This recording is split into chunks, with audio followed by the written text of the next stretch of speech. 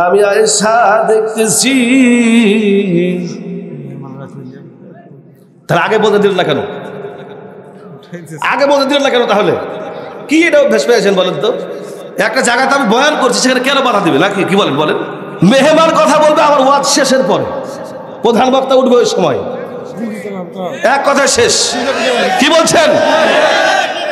আমরা জুলুম সহ্য করেছি, আর সহ্য করতে পারবো না। কথা বলতে হয় মুসলমান, ঠিক কিনা? এগুলি বাদ দেন। অতিথি আসছে, বসে থাকবে, থাক। ওয়াজ শেষ হবে, প্রধান বক্তা উঠে রাখবে, অতিথির বক্তব্য দেবে, ঠিক কিনা বলেন? এইগুলি তো আগেও চলেছে, এখনো যদি হয় তাহলে তো কি হয়ে গেল জিনিসটা? কোন জায়গায় আসলাম রে বাবা? নবী যেই সময় তায়েফের জমিনে কাফের বেঈমানরা আপনাকে পাথরের আঘাত করেছিল গো নবী, ছোট ছোট বাচ্চারা পাথরগুলি বৃষ্টির মতো আপনাকে লক্ষ্য করে নিক্ষেপ করতেছিল। নবী গো, এক একটা পাথর এসে আপনার গায়ে যখন লেগেছিল, নবী গো, আপনার গায়ের চামড়া ফেটে ফিলকি দিয়ে রক্তগুলি বের হচ্ছিল। আপনার বালক পুত্র জায়েদ আপনার সফর সঙ্গী ছিল, তারা তার মাথার পাগড়ি, তার রুমালটা খুলিয়া আপনার গায়ের সমস্ত রক্তগুলি এইরকম ভাবে পরিষ্কার করতেছিল। নবী ওই সময় আপনার গা বেয়ে বেয়ে আপনার পায়ের নিচে একটা ফোঁটা রক্ত পড়ে যাবে জমিনে, পড়ে যাবে জমিনে, এইরকম ভাব হয়ে গেছে। আল্লাহ রাব্বুল আলামিন আমাকে ডাক দিয়ে বলেছিলেন, রে জিবরাইল, জলদি করে যা রে, আমার বন্ধুর রক্ত যদি তায়েফের জমিনে পড়ে যায়, এই তায়েফের মাটি সহ্য করতে পারবে না রে জিবরাইল, জলদি করে যা, তোর 600 নূরের পাখাম আমার নবীর পায়ের নিচে বিছিয়ে দে, যাতে করে আমার নবীর রক্ত তায়েফের জমিনে না পড়ে। سيئات أعمالنا من يهد الله فلا مضل له ومن يضلله فلا هادي له ونشهد أن لا إله إلا الله وحده لا شريك له سميعا قديرا أما بعد فأعوذ بالله من الشيطان الرجيم بسم الله الرحمن الرحيم قد أفلح المؤمنون الذين هم في صلاتهم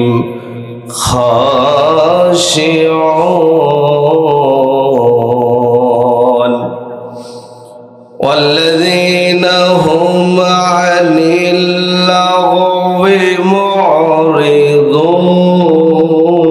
معرضون والذين هم للزكاة فاعلون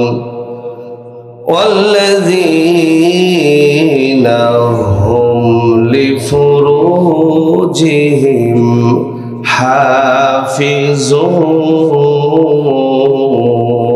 حافظون قال النبي صلى الله عليه وسلم لكل شيء علم وعلم الإيمان الصلاة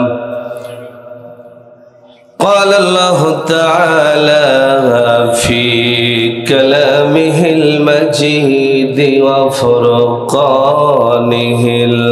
الحميد إن الله وملائكته يصلون على النبي يا أيها الذين آمنوا صلوا عليه وسلموا تسليما দুরুদ ইব্রাহিম জবান খুলে সকলে পড়ি। আল্লাহুম্মা সাল্লি আলা মুহাম্মাদ ওয়া আলা আলি মুহাম্মাদ কামা সাল্লাইতা আলা ইব্রাহিম ওয়া আলা আলি ইব্রাহিম ইন্নাকা হামিদুম মাজিদ। আল্লাহুম্মা বারিক আলা محمد وعلى آل محمد كما باركت على إبراهيم وعلى آل إبراهيم إنك حميد مجيد। إيمانের পথে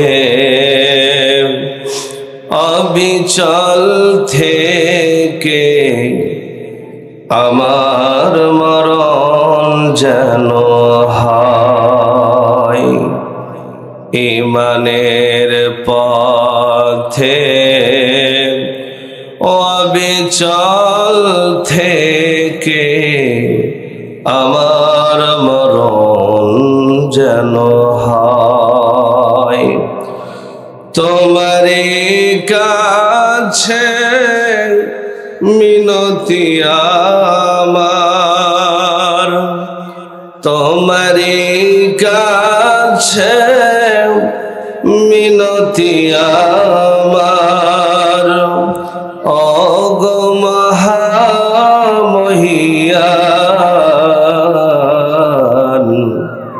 ঈমানের পথে অবিচল থেকে আমার মরণ যেন হয়। লা ইলাহা, জোরে জবান খুলে সকলেই পড়ি লা ইলাহা, লা ইলাহা ইল্লাল্লাহু, লা ইলাহা ইল্লাল্লাহ, সুবহানাল্লাহ আলহামদুলিল্লাহ, লা ইলাহা ইল্লাল্লাহ। তোমারি খেয়ে পড়ে অবাধ্য হয় কেমন করে, তোমারি খেয়ে পড়ে অবাধ্য হয় কেমন করে, খোঁজে না পাই কোনো ভাষা, খুঁজে না পাই কোনো ভাষা, শুকুর গুজার করার আল্লাহ, সুবহানাল্লাহ আলহামদুলিল্লাহ, লা ইলাহা ইল্লাল্লাহ। কি বলেন বলেন বলেন। এই যুবক ভাইরা বাদাম ফাটানো বন্ধ করেন, একটু জিকিরটা একটু জোরে, লা ইলাহা, জোরে যেন এখানে সাউন্ডটা আসে। ভিডিও হচ্ছে তো যেন সাউন্ড আসে, যে মুসল্লি আছে, শ্রোতা আছে, না হুজুর ফাঁকা ফিল্ডে গোল মারতেছে, মানে জনগণ তো দেখবে নাকি বলতেছেন, একটু জোরে জোরে লা ইলাহা। ব্যাপার কি, মানে জায়গা মতো যেন যায় ভিডিওটা, না একটু জোরে লা ইলাহা, লা ইলাহা ইল্লাল্লাহু মুহাম্মাদুর রাসূলুল্লাহ সাল্লাল্লাহু আলাইহি ওয়াসাল্লাম। মহাদেবপুর তাফসীরুল কুরআন মাহফিলের আমাদের সম্মানিত সভাপতি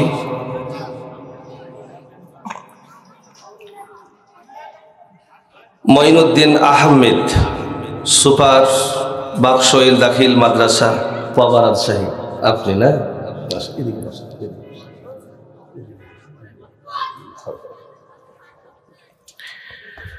আজকের প্রধান অতিথি হাজারো জুলুম, নির্যাতন, নিপীড়ন সয়ে এখন যে বুক ফুলিয়ে গোটা বাংলাদেশে ঘটতেছে, major general of Mohammad Sharifuddin সাহেব।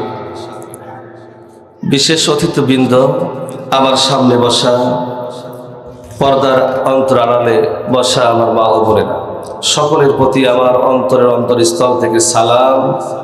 আমি সালাম দিচ্ছি, আপনারা সালামের একটু জবাব দিবেন। আসসালামু আলাইকুম ওয়া রাহমাতুল্লাহি ওয়া বারাকাতুহু। আপনারা এই তাফসীরুল কোরআন মাহফিলে আসতে পেরে খুশি না বেজার? একটু জোরে বলতে হবে, খুশি না বেজার? প্রায় 17টি বছর আমরা তাফসীরুল কোরআন মাহফিলে এসে শান্তি পাই নাই, ঠিক কিনা বলে? শুধু নির্যাতন, নিপীড়ন মুসলমানদের উপরে আরেক মুসলমান চালিয়েছে, বলতে হয় মুসলমান, ঠিক কিনা? আমরা তাফসীরুল কোরআন মাহফিলে এসে কথা যে বলবো, এই কথাগুলি বলতে গিয়েও একটু মেপে মেপে বলতে হয়েছে। কেন? একটু যদি সরকারের বিরুদ্ধে চলে যায়, জেল ছাড়া আর আমাদের উপায় কিছু নাই, ঠিক কিনা বলেন? কিন্তু বুক ফুলিয়ে কথা বলতেছি এখন, কারণ হচ্ছে এই বাংলার জমিনে যে স্বৈরাচার সরকার ছিলেন, নাস্তিক সরকার ছিলেন, সেই সরকার আমাদের মাঝ থেকে বিদায় নিয়েছেন। শুধুমাত্র কেবলমাত্র এই বাংলার জমিনের তাজা টকবগে যুবকদের মোকাবিলার সামনে পরাজিত হয়ে নাস্তিক সরকার বিদায় নিতে বাধ্য হয়েছে। কথা বলতে হয় মুসলমান, ঠিক কিনা? আমরা শান্তিতে বুক ফুলিয়ে এখন কথা বলবো, আমিও বলবো, আপনারাও বলবেন, পারবেন তো ইনশাআল্লাহ? আল্লাহ পাক আমাদের সবাইকে কবুল করুন এই তাফসীরুল কোরআন মাহফিলে। সকলে বলি আল্লাহুম্মা আমিন। আল্লাহ পাক আমাদের সবাইকে এই তাফসীরুল কোরআন মাহফিলে আসবার এবং বসবার তৌফিক হেদায়েত করলেন। সে মহান তাবারক ওয়া তাআলার প্রতি শুকরিয়া। জবান খুলে সকলে পড়ি আলহামদুলিল্লাহ। নবীর প্রতি দুরূদ বর্ষিত হোক সংক্ষিপ্ত আকারে, একটু সকলে পড়ি সাল্লাল্লাহু আলাইহি ওয়াসাল্লাম। নবীজির প্রতি দুরূদ পড়তে সব জায়গাতে কেন যেন আমরা একটু দুর্বল হয়ে যাচ্ছি, কিন্তু নবীজি আপনার আমার জন্য পাগল পারা। নবীজি মৃত্যুর পূর্ব মুহূর্তে যেমন আপনার আমার জন্য পাগল, নবীজি মৃত্যুর পরে কিয়ামতের দিনেও আপনার আমার জন্য পাগল। কিন্তু আপনি আমি কেন জানি নবীজির উপরে পাগল হতে পারছি না, নবীজির প্রেমে মশগুল হতে পারছি না। এই জন্য নবীর প্রতি দুরূদ পড়তে আমাদের কষ্ট হচ্ছে। কিন্তু একটু 1500 বছর পূর্বের দিকে তাকিয়ে দেখুন তো, নবীজি কেমন মহাব্বত করতেন উম্মতদেরকে। কিয়ামত সংগঠিত হবে, ইসরাফিল সিংহায় ফুৎকার দিবেন, আল্লাহ রাব্বুল আলামিন জিবরাইলকে বলবেন, জিবরাইল আমার নবীজিকে আমার কাছে নিয়ে আসো। সুবহানাল্লাহ বলবেন না? জিবরাইল বলেন, নবী নবী আল্লাহ রাব্বুল আলামিন আপনাকে ডেকেছেন। নবীজি কিয়ামত সংগঠিত হওয়ার পর আল্লাহ রাসূল যখন আল্লাহ রাব্বুল আলামিনের সামনে গিয়ে দাঁড়াবেন, রে মহাদেবপুরবাসী একটু মনোযোগ সহকারে শুনবেন। নবীজি আল্লাহ পাকের সামনে গিয়ে দাঁড়াবেন, ওই সময় নবীজির দুইটা চোখ বেয়ে বেয়ে পানি পড়তে থাকবে।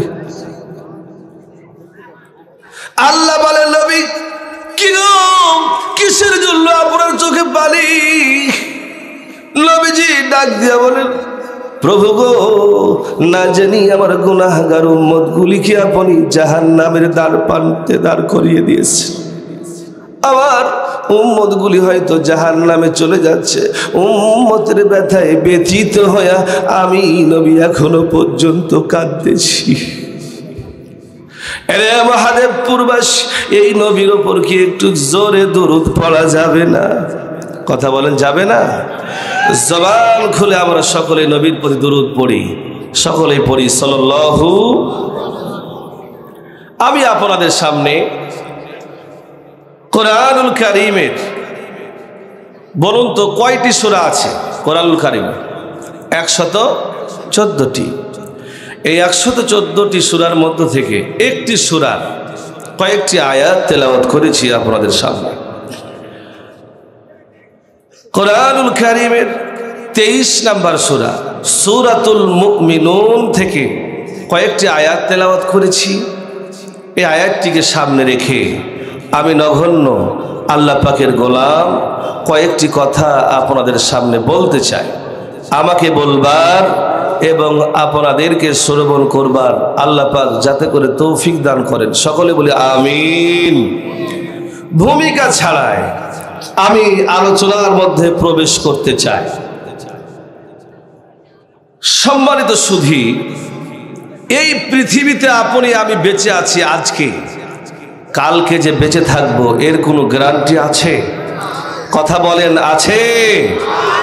তাহলে মৃত্যু আপনাকে আমাকে পাকড়াও কিন্তু করবেই একদিন, ঠিক কিনা বলেন? মৃত্যুর হাত থেকে আপনি আমি কি কেউ রেহাই পাবো? কথা বলেন, পাবো? মৃত্যু পাকড়াও করবে। জীবন যার আছে মৃত্যু তার, কুল্লু নাফসিন যায়িকাতুল, প্রত্যেকটি প্রাণীর মৃত্যু আছে, নাকি বলতেছেন? তাহলে যার জীবন আছে তারই কি আছে? মৃত্যু আছে। কিন্তু এই মৃত্যুর পূর্বে আমাদের যে করণীয়, মুমিন হওয়ার জন্য যে বৈশিষ্ট্যগুলি রয়েছে, এই বৈশিষ্ট্যগুলি অক্ষরে অক্ষরে আপনাকে আমাকে পালন করতে হবে। এই জন্য সূরাতুল মুমিনুন থেকে আমি আপনাদের সামনে কয়েকটি আয়াত তেলাওয়াত করেছি। এই আয়াতগুলিতে আল্লাহ পাক মুমিনদের বৈশিষ্ট্যগুলি তুলে ধরেছে, ইমানদারদের গুণগুলি তুলে ধরেছেন। একটি নয়, দুইটি নয়, ইমানদারদের গুণ তুলে ধরেছেন 6টি। জোরে বলতে হবে, কয়টি? এই 6টি গুণ সম্পর্কে আপনাদের সামনে আমি আল্লাহ পাকের গোলাম আজকে আলোচনা করবার নিয়তে বসেছি। দেখি আজকে কয়টি গুণ আপনাদের সামনে বলতে পারি। আহারে আহারে, মৃত্যুর ভয়ঙ্কর যে যন্ত্রণা, এইটা আমি অনুভব করতে পেরেছি। একটা তাজা বকরিকে যদি খালানো হয়, খালানোর পরে তার গায়ে যদি লবণ ছিটিয়ে দেওয়া হয়, ওই বকরিটা যেমন ছটপট করে, তার চাইতে কোটি কোটি গুণ কষ্ট মৃত্যুর যন্ত্রণাই আমি ইদ্রিস পেয়েছি। রে মহাদেবপুরবাসী, একটু মনোযোগ সহকারে আমার কথাগুলি শুনবেন। আপনাদের সামনে প্রাণ খুলে কয়েকটা মিনিট আলোচনা করতে চাই। বাবা, মুমিন না হয়ে দুনিয়ার থেকে যদি বিদায় নেই, আহারে কবরের তো শাস্তি হবে, আহারে জাহান্নামের তো শাস্তি হবে, কিন্তু মৃত্যুর যন্ত্রণা কেমন ভয়ঙ্কর হবে রে বাবা। আল্লাহর নবী মুহাম্মাদুর রাসূলুল্লাহ সাল্লাল্লাহু আলাইহি ওয়াসাল্লাম হযরতে আয়েশা ডাক দিয়ে বলতেছেন, রে আল্লাহ রাসূলের যে সময় সাকরাত আরম্ভ হয়ে গেছে, মৃত্যু শয্যায় আল্লাহ রাসূল যখন সজ্জিত হয়েছে, আয়েশা ডাক দিয়ে বলেন, আমার উরুর উপরে আল্লাহ রাসূলের মাথা মোবারক রয়েছে, আমি আয়েশা দেখতেছি। তার আগে বলতে দিল না কেন? আগে বলতে দিল না কেন? তাহলে কি এটা অভ্যাস পেয়েছেন বলেন তো? একটা জায়গাতে আমি বয়ান করছি, সেখানে কেন বাধা দিবে? নাকি কি বলেন? বলেন, মেহমান কথা বলবে আমার ওয়াজ শেষের পরে, প্রধান বক্তা উঠবে ওই সময়, এক কথা শেষ। কি বলছেন? আমরা জুলুম সহ্য করেছি, আর সহ্য করতে পারবো না। কথা বলতে হয় মুসলমান, ঠিক কিনা? এগুলি বাদ দেন। ও যদি আসছে বসে থাকবে থাক, ওয়াজ শেষ হবে, প্রধান বক্তা উঠার আগ দিয়ে তিনি বক্তব্য দেবে, ঠিক কিনা বলেন? এইগুলি তো আগেও চলেছে, এখনো যদি হয় তাহলে তো কি হয়ে গেল জিনিসটা? কোন জায়গায় আসলাম রে বাবা? মাওলা কেন এলাম রে এই জামানাতে, মাওলা কেন আহিলাম রে, মাওলা কেন আহিলাম রে এই জামানাতে, মাওলা কেন আহিলাম রে। আরে কোরআন হাদিসের কথা বললেই সমস্যা হয়ে যাচ্ছে।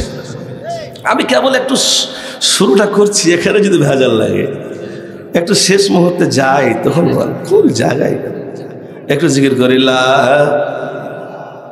জোরে জোরে লা ইলাহা, জোরে লা ইলাহা, লা ইলাহা ইল্লাল্লাহু মুহাম্মাদুর রাসূলুল্লাহ।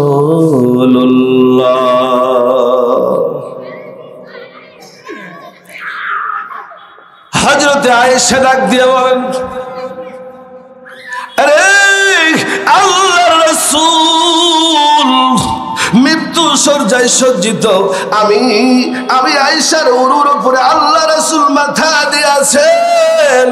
আমি আয়েশা লক্ষ্য করে দেখতেছি আল্লাহ রাসূল সাল্লাল্লাহু আলাইহি ওয়াসাল্লামের সারা শরীরে পশমের এমন কোন জায়গা নাই যে সেই জায়গা থেকে আল্লাহ রাসূলের ঘাম মোবারক বের হয় নাই। আল্লাহ রাসূল যার জন্য কুল কায়নাত আল্লাহ রাব্বুল আলামিন সৃষ্টি করলেন, সেই নবীর সাকরাত আরম্ভ হয়েছে। আল্লাহর রাসূল সাল্লাল্লাহু আলাইহি ওয়াসাল্লাম হযরতে আয়েশা বলেন, আমার নবী একবার পা গুলি এরকম ভাবে সোজা করতেছেন, আবার এইরকম ভাবে পা গুলি ভাঁজ করতেছেন, আবার সোজা করতেছেন, পা গুলি এইরকম ভাবে ভাঁজ করতেছেন। নবীজির কপাল মোবারক ঘেমে গেছে বাবা। নবীজি এইরকম ভাবে কপালের ঘামগুলি মুছতেছেন। এমন সময় কে যেন দরজায় ডাক দিয়েছে রে। আল্লাহ রাসূল ডাক দিয়ে বলেন, ওগো মা ফাতিমা যাও, জলদি জলদি করে যাও গো মা ফাতিমা, কে যেন ডাক দিয়েছে, দরজাটা খুলে দাও। ফাতিমা দরজা খুলতে গিয়া আবার দৌড়ায়া চলে আসছেন। আমার নবীজি ডাক দিয়ে বলেন, কি গো মা, কিসের জন্য দৌড়ায়া চলে আসলে, দরজা খুললে না? ফাতিমা ডাক দিয়ে বলতেছেন, বাবা কেমনে দরজা খুলি গো বাবা? আমি যখন দরজা খুলতে গেলাম আমি দেখি এমন একটি মানুষ দাঁড়িয়ে আছে যার পা জমিনে আর মাথা হচ্ছে আসমানে। বাবা ভয়ে আমি দৌড়াইয়া পালায়ন কইরা আপনার কাছে আসছি। আল্লাহর নবী ডাক দিয়ে বলেন, মা জলদি করে যাও, জলদি করে যাও গো মা, দরজাটা খুলে দাও। উনি আর কেউ নয়, উনি হলেন মালাকুল মউত আজরাইল। কিছুক্ষণের মধ্যে তোমার আব্বার জান কবজ করবে রে। ফাতিমা চোখের পানি ফেলে কান্না করতেছেন। আল্লাহর রাসূল মৃত্যু শয্যায় বিছানায় শুয়ে আছেন। আজরাইল নবীজির কাছে আসলেন, নবীজিকে সালাম জানাইয়া বলতেছেন, নবী গো আপনি অনুমতি দেন গো নবী, আপনার জানখানা আমি কবজ করতে চাই। নবী গো আপনার বুকের উপরে এইরকম ভাবে হাতটা শুধু চাপাইতে চাই। ও নবী অনুমতি দেন। আল্লাহর রাসূল ডাক দিয়ে বলেন, আজরাইল রে, আমার জান কবজ করবা, এর পূর্ব মুহূর্তে আমার বন্ধু জিবরাইল কই? আমার বন্ধু জিবরাইলকে একটু আমার সামনে আনো। সুবহানাল্লাহ বলবেন না? রে মহাদেবপুরবাসী কানটা খাড়া করে দিয়া, দিলটাকে নরম করে দিয়া, একটু মনোযোগ দিয়া শুনবা আমি কি কথাগুলি আপনাদের সামনে বলতে চাই। আল্লাহ রাসূল বলেন, জিবরাইল কই রে আজরাইল, আমার বন্ধু জিবরাইল কই? জিবরাইল প্রথম আসমানে আল্লাহ রাসূলের কাছে এসে ডাক দিয়ে বলেন, নবী সালাম গ্রহণ করুন। কি বলতেছেন গো নবী? আল্লাহর নবী ডাক দিয়ে বলেন, আজরাইল বলে রে জিবরাইল আমার জান কবজ করবে, আমি দুনিয়ার থেকে বিদায় নিয়ে চলে যাব রে জিবরাইল। তোমার কাছে আমি প্রশ্ন করতে চাই, আমার আল্লাহ রাব্বুল আলামিনকে গিয়া বলবা কি গো নবী, কি বলতে চান? আল্লাহ রাসূল ডাক দিয়ে বলেন, জিবরাইল রে বলো তো দেখি, আমি যেদিন দুনিয়ার থেকে বিদায় নিয়ে চলে যাব, সেই দিন আমার গুনাহগার উম্মতগুলির কে দেখবে রে জিবরাইল? একটু আল্লাহ রাব্বুল আলামিনকে বলবা। আল্লাহ ডাক দিয়ে বলতেছেন, বন্ধু চিন্তা করবেন না, আপনার মৃত্যুর পরে গো আপনার উম্মতের দেখাশোনা আমি আল্লাহ রাব্বুল আলামিন করব। এরে বাবা দেখুন তো, মৃত্যু সজ্জায় নবীজি সজ্জিত, এই সময় নবীজি কেমনে উম্মতদেরকে মহব্বত করতেছেন, আর আমরা কেমন নবীজিকে অনুসরণ করতেছি বাবা। আরে একদিন তো দুনিয়ার থেকে বিদায় নিয়ে চলে যেতে হবে। আল্লাহ রাব্বুল আলামিন বললেন, হাবিব চিন্তা করবেন না, সব দায়িত্ব আমি আল্লাহ রাব্বুল আলামিন নিয়ে নেব। আল্লাহ বলেন, আজরাইল আমার জানটা কবজ করো। আজরাইল সামান্য নবীর বুকের উপরে হাতটা রাখছে, আল্লাহর রাসূল চিৎকার মেরে ডাক দিয়ে বলেন, এটা আজরাইল মনে হচ্ছে যেন রে গোটা উহুদ পাহাড়টা আমি নবীর বুকের উপরে চাপিয়ে দিলি। হে বাবা, নবীজি যার জন্য কুল কায়নাত আল্লাহ রাব্বুল আলামিন সৃষ্টি করেছে, ইয়েতিম নবীজিরে বানাইছেন আল্লাহ।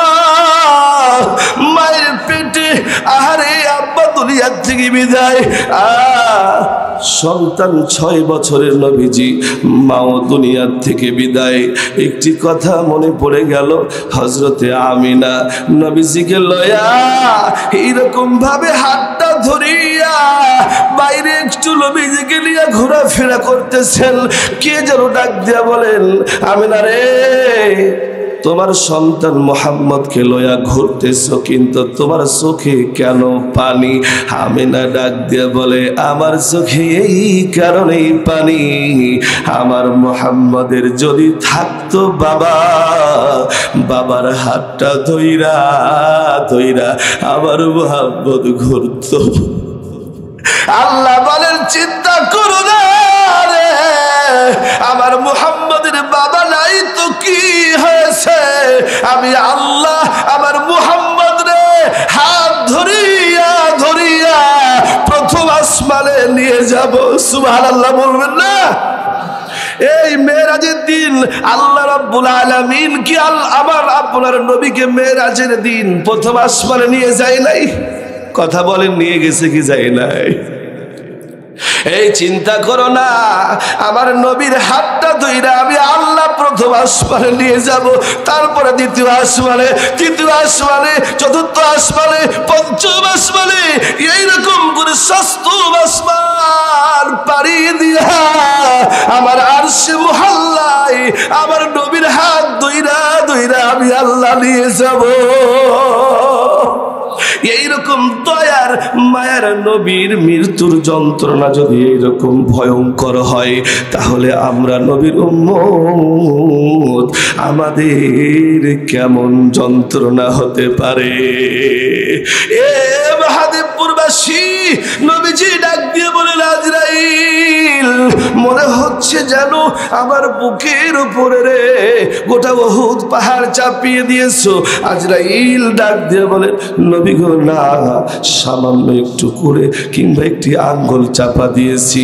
আমার নবীজি চোখের পানিগুলি ফেলে দিয়ে কান্না করতেছেন আর ডাক দিয়া বলতেছেন, আজরাইল আমি নবীরে যদি এরকম কষ্ট দাও, না জানি আমার গুনাহগার উম্মতগুলির জান কবজের সময় কেমন কষ্ট দিবা।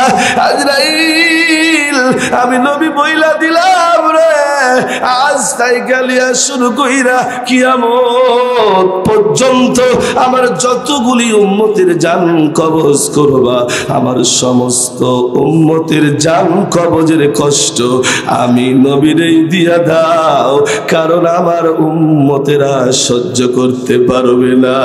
আল্লাহু আকবার।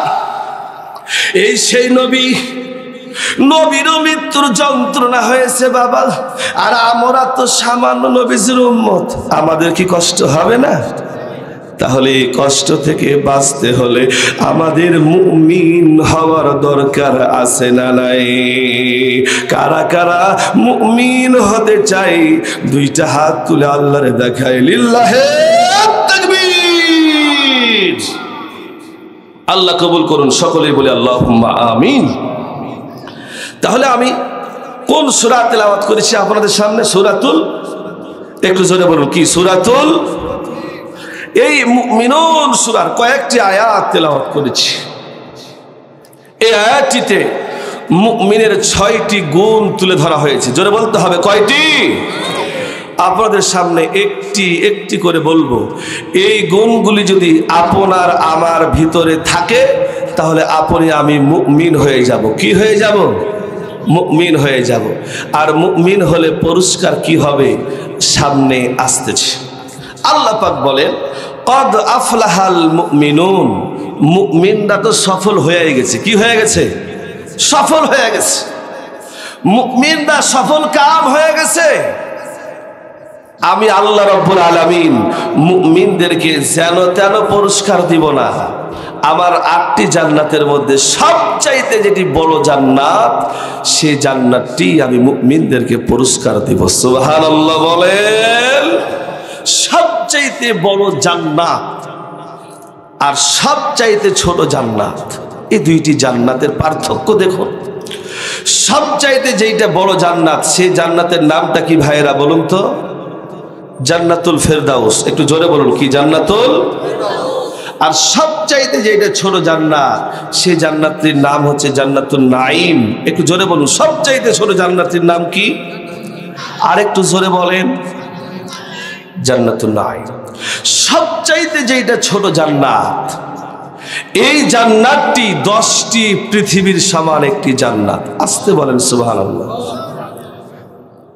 আর সবচাইতে যেটা বড় জান্নাত, জান্নাতুল ফেরদাউস, এটা কত বড় হতে পারে আপনি আমি কি বলতে পারবো? যে হয়তো বলবেন ডবল হবে, নাকি বলতেছেন? ডবল কি হবে না, কত বড় হবে এটা কি বলতে পারবো আমরা? জিবরাইল বলেন, জিবরাইল নবীজিকে বলতেছেন, ওগো নবী, আমি আল্লাহ রাব্বুল আলামিনকে বললাম, আল্লাহ আমি আপনার জান্নাতুল ফেরদাউসটা একটু ঘুরে ঘুরে দেখতে চাই। আল্লাহ পাক বলেন, এই জিবরাইল, তুমি আবার আমার জান্নাতুল ফেরদাউস দেখতে চাও কেন? বলেন, আল্লাহ আমার মন চাইতেছে জান্নাতুল ফেরদাউসটা কত বড় একটু দেখতে চাই। তো আল্লাহ পাক অনুমতি দিলেন, যাও, তোমার অনুমতি দিলাম, জিবরাইল যাও আবার জান্নাতুল ফেরদাউস দেখে আসো। জিবরাইল গেলেন। জান্নাতুল ফেরদাউসের মধ্যে একটি জায়গা আছে, তার নাম হচ্ছে মাজিদ। যদি বলতে হবে নামটা কি? মাজিদ। এই মাজিদ নামক জায়গায় জিবরাইল দাঁড়ালেন। দাঁড়িয়ে জিবরাইলের 600 পাখা। কয় শত পাখা? একটু জোরে বলেন, কয় শত? ক্লাস হচ্ছে, শিখেলেন। জিবরাইলের পাখা কয় শত? 600। জিবরাইল বলেন, ওগো নবী, আমি এইদিকে আর এইদিকে দুইটা ডানা, আবার 600 পাখা আমি মেলে দিলাম মাজিদ নামক স্থানে গিয়ে। আবার 600 নূরের পাখা বিছিয়ে দিলাম মাজিদ নামক স্থানে গিয়ে। নবী, আমার স্পিরিট কত? আচ্ছা, জিবরাইলের স্পিরিট কত জানতে চান কি চান না? চান তো ইনশাআল্লাহ, চান তো? জিবরাইল বলতেছেন, ইয়া রাসূলুল্লাহ, আমার 600 নূরের পাখা নয়, শুধু একটা পাখা আমি এইরকম ভাবে উপর থেকে নিচে একটা ঝাপটা দিব, আমি 1000 বছরের রাস্তা পাড়ি দিয়ে চলে যাব। একটু আস্তে বলেন সুবহানাল্লাহ। ওই কোণা থেকে আওয়ামী লীগ সরকার হয়তো গুলি নিয়ে রেডি হয়ে আছে, নাকি বলতেছে? একটু জোরে বলেন সুবহানাল্লাহ। ওগো নবী, আবার একটা পাখা, আমি শুধু একটা ঝাপটা দেব, কত হাজার বছর রাস্তা পাড়ি দিবেন? 1000 বছর। জোরে বলতে হবে, কত বছর? জিবরাইলের স্পিরিট কত? জিবরাইল বলেন, নবী আমি পৃথিবীতে সমস্ত স্পিরিট প্রয়োগ করেছিলাম 3 বার। জোরে বলুন, কয়বার? জিবরাইল বলেন, পৃথিবীতে আমি আমার সমস্ত স্পিরিট প্রয়োগ করেছি 3 বার। এর মধ্যে একবার হচ্ছে যেই সময় ইউসুফ আলাইহিস সালামের ভাইয়েরা ইউসুফকে কুয়ায় ফেলে দেয়, এই সময় আমি একবার আমার সমস্ত স্পিরিট প্রয়োগ করেছিলাম। নবী, আমি জিবরাইল আমার সমস্ত স্পিরিট গুলি এই পৃথিবীতে 3 বার প্রয়োগ করেছিলাম। এর মধ্যে একবার হচ্ছে ইউসুফ আলাইহিস সালামকে যখন তার ভাইরা কুয়ায় ফেলে দিয়েছিল, এইরকম ভাবে নিয়ে গিয়ে কুয়ার মধ্যে ছেড়ে দিয়েছে। আচ্ছা বলুন তো, কুয়ার মধ্যে যদি ছেড়ে দেয় তাহলে পড়তে কি 2-3 ঘন্টা সময় লাগবে? জিবরাইল বলে ইউসুফকে তার ভাইরা কুয়ার মধ্যে ছেড়ে দিয়েছে। আল্লাহ রাব্বুল আলামিন আমাকে ডাক দিয়ে বলতেছেন, জিবরাইল জলদি করে যা রে, আমার ইউসুফকে কুয়ার মধ্যে ছেড়ে দিয়েছে। আরে ইউসুফ জলদি করে যা রে, জলদি করে গিয়া তুই কুয়ার মধ্যে নেমে তোর 600 নূরের পাখা বিছিয়ে দে, যাতে করে আমার ইউসুফের কোনো ক্ষতি না হয়। জিবরাইল বলেন, আমি ওই সময় সিদরাতুল মুনতাহায় ছিলাম। নবী, সিদরাতুল মুনতাহায় আমি ছিলাম, আমার সমস্ত স্পিরিট গুলি প্রয়োগ করে দিয়া নবী গো আমি আসলাম কুয়ার মধ্যে গিয়া আমার 600 নূরের পাখা বিছিয়ে দিয়ে আমি ওপর দিকে তাকিয়ে দেখতেছি এখনো ইউসুফ আসতেছে। নবী, ওই সময় সমস্ত স্পিরিট গুলি প্রয়োগ করতে গিয়া আমি জিবরাইলের এমন কোন পশমের জায়গা ছিল না রে, যে সেই জায়গা দিয়া আমি জিবরাইলের ঘাম বের হয় নাই। নবী গো, 2 নাম্বার স্পিরিট আমি ওই জায়গায় প্রয়োগ করেছিলাম। নবী, যেই সময় তায়েফের জমিনে কাফির বেঈমানরা আপনাকে পাথরের আঘাত করেছিল গো নবী, ছোট ছোট বাচ্চারা পাথরগুলি বৃষ্টির মতো আপনাকে লক্ষ্য করে নিক্ষেপ করতেছিল। নবী গো, এক একটা পাথর এসে আপনার গায়ে যখন লেগেছিল, নবী গো আপনার গায়ের চামড়া ফেটে ফিলকি দিয়ে রক্তগুলি বের হচ্ছিল। আপনার বালক পুত্র জায়েদ আপনার সফর সঙ্গে ছিল, তারা তার মাথার পাগড়ি তার রুমালটা খুলিয়া আপনার গায়ের সমস্ত রক্তগুলি এইরকম ভাবে পরিষ্কার করতেছিল। নবী, ওই সময় আপনার গা বেয়ে বেয়ে আপনার পায়ের নিচে একটা ফোঁটা রক্ত পড়ে যাবে জমিনে, পড়ে যাবে জমিনে, এইরকম ভাব হয়ে গেছে। আল্লাহ রাব্বুল আলামিন আমাকে ডাক দিয়ে বলেছিলেন, রে জিবরাইল জলদি করে যা রে, আমার বন্ধুর রক্ত যদি তায়েফের জমিনে পড়ে যায়, এই তায়েফের মাটি সহ্য করতে পারবে না রে জিবরাইল, জলদি করে যা, তোর 600 নূরের পাখা আমার নবীর পায়ের নিচে বিছিয়ে দে, যাতে করে আমার নবীর রক্ত তায়েফের জমিনে না পড়ে। জিবরাইল বলেন, নবী গো ওই সময় আমি সিদরাতুল মুনতাহায় ছিলাম, আমার সমস্ত স্পিরিট গুলি প্রয়োগ করে দিয়া নবী গো আপনার পায়ের নিচে আমার 600 নূরের পাখা বিছিয়ে দিয়েছি। এরপরও আপনার পায়ের নিচে রক্তের ফোঁটা জমিনে পড়ে নাই। 2 জায়গায়। 3 নাম্বার স্পিরিটটা কোথায় বলবো আপনাদের সামনে? আরে বাবা, জিবরাইল বলেন যেই সময় ইব্রাহিম আলাইহিস সালাম ইসমাইলকে কুরবানি করবে রে, হাজরার কাছ থেকে ইসমাইলকে বিদায় নিয়ে আসছে। আরে মিনা প্রান্তে ইব্রাহিম ইসমাইলকে জবেহ করবে রে বাবা। ইসমাইলকে জবেহ করবার জন্য ইব্রাহিম আলাইহিস সালাম বিসমিল্লাহি আল্লাহু আকবার বলেই দিয়েছেন। আমার আল্লাহ ডাক দিয়ে বলেন, জিবরাইল জলদি করে যা রে জিবরাইল, আমার ইসমাইলের গলা কেটে ফেলবে। ইব্রাহিম জলদি করে যা রে। ও নবী, আল্লাহ রাব্বুল আলামিন আমাকে বলতে দেরি, আমি ওই সময় জান্নাতের মধ্যে গিয়া একটা দুম্বা নিয়া আমি দুনিয়ায় অবতরণ করলাম। ইসমাইলকে টান দিয়া ইব্রাহিমের ছুরির নিচে আমি দুম্বা রেখে দিয়েছি। এরপরেও ইসমাইলের গলা ইব্রাহিমের ছুরি স্পর্শ করে নাই। কি স্পিরিট জিবরাইল! এই জিবরাইল বলতেছেন, নবী আমি জান্নাতুল ফিরদাউসের মধ্যে গেলাম, আমার 600 নূরের পাখা বিছিয়ে দিলাম জান্নাতুল ফিরদাউস দেখবার জন্য। এই 600 নূরের পাখা বিছিয়ে দিয়ে আমি এখন এইরকম ভাবে ঝাপটা দেওয়া আরম্ভ করব। এই 600 নূরের পাখা বিছিয়ে দিলাম আমি জিবরাইল জান্নাতুল ফিরদাউসের মধ্যে ঘোরা আরম্ভ করলাম।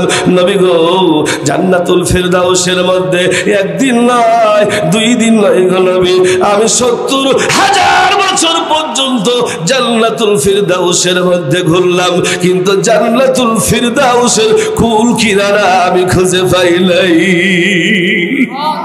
কত বড় জান্নাত! এই জান্নাতের মেহমান আমরা হতে চাই তো ইনশাআল্লাহ? কারা কারা চাই? 2টা হাত তুলে দেখায়, লিল্লাহে তাকবীর। এই জান্নাতুল ফিরদাউসের মেহমান তো আমরা হতে চাই, নাকি বলতেছেন? এবার আসুন একটা একটা করে আপনাদের সামনে গুণগুলি বলি, আর আপনার নিজের সঙ্গে মিলতেছে কিনা এই গুণগুলি। 1 নাম্বার গুণ কি?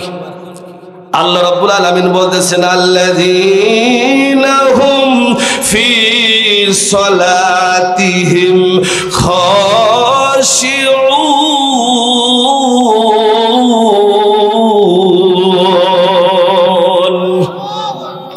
আল্লাহ রাব্বুল আলামিন বলেন, মুমিনের 1 নাম্বার গুণ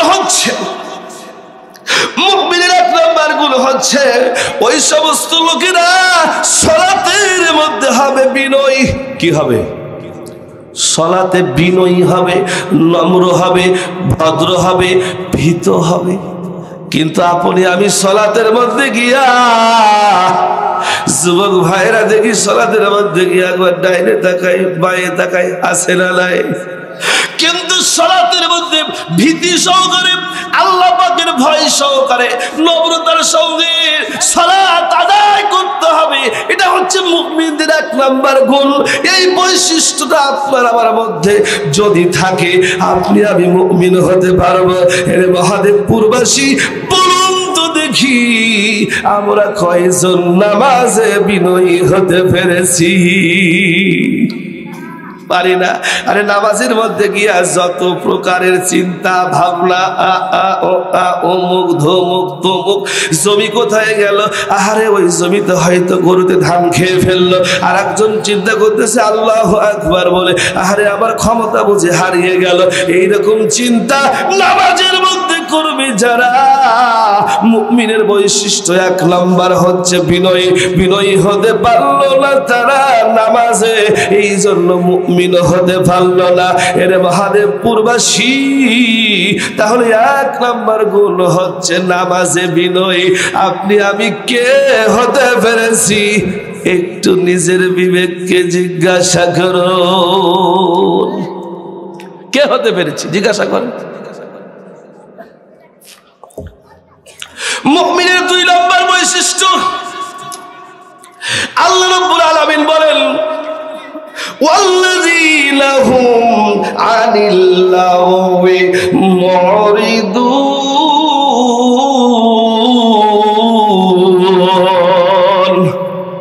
এটা হচ্ছে মুমিনের বৈশিষ্ট্য, 2 নাম্বার গুণ। আহারে যারা অসার ক্রিয়াকলাপ অর্থাৎ খারাপ কথাবার্তা বলবে, আপনারা বলুন তো ভাইরা, গালিগালাজ এগুলি কি করা যাবে? কথা বলেন, যাবে? আরে যে সমস্ত কথাবার্তাতে ইসলামের ক্ষতি হয় ওই রকম কোনো কথাবার্তা বলা যাবে? কথা বলেন, যাবে নাকি? এজন্য অসার ক্রিয়াকলাপ এই সমস্ত কথাবার্তা বলা যাবে না। যারা বলবে এই সমস্ত ব্যক্তিরা কখনো মুমিন হতে পারবে না। তাহলে মুমিনের 2 নম্বর গুণ হচ্ছে অসার ক্রিয়াকলাপ অর্থাৎ খারাপ কথাবার্তা বলা যাবে না। মুমিনের 3 নম্বর গুণ হচ্ছে ওয়াল্লাযীনা হুম লিযাকাতি ফাইলুন। আরে যাকাত দিতে হবে। কি দিতে হবে? জোরে বলেন, কি দিতে হবে? আরে যাকাতের অর্থ হচ্ছে পাক ও পবিত্র করা। আপনার যে ধন সম্পদগুলি আছে, মালগুলি আছে, গচ্ছিত মালগুলি আছে, এই মালগুলিকে পাক ও পবিত্র করার নামই হচ্ছে যাকাত। আরে ব্যাংকে টাকা পয়সা জমা করে রেখেছি কিন্তু যাকাত দেয় না, এইরকম লোক মহাদেবপুরে নাই, অন্য জায়গায় আছে, এখানে আছে। আরে 20 মণ 1 মণ ধান ওসুর বের করতে হবে, এইরকম লোক দেখতেছি মহাদেবপুরে নাই, এখানে সবাই বের করে। হ্যাঁ, এখানেও বের করে না, সব জায়গাতে একই কেস দেখতেছি। বলতেছে কমে যাবে, কমে যাবে, কিন্তু যাকাতের অর্থ হচ্ছে পাক ও পবিত্র করা। আরে 20 মণ 1 মণ ধান, এই ধানটা আপনার নয়, এটা হচ্ছে ইয়েতিম, মিসকিন, ফকির, বিধবা, মাদ্রাসার হক। এই হকটা বের করে দিতে হবে। আপনি যদি বের না করেন আপনার ওই 19 মণ ধানগুলি কিন্তু নাপাক হয়ে যাবে।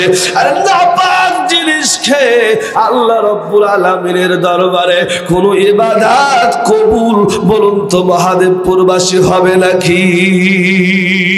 কোশ্চেন কালেও হবে না। এই জন্য আপনাকে আমাকে যাকাত প্রদান করতে হবে, যাকাত দানে উৎসাহিত করতে হবে, নিজেও যাকাত দিতে হবে এবং অন্যকে বলতে হবে। রে বাবা, মুমিনের 4th নাম্বার গুণ আপনাদের সামনে বলতে চাই। আল্লাহ পাক বলেন ওয়াল্লাযীনা হুম লিফুরুজিহিম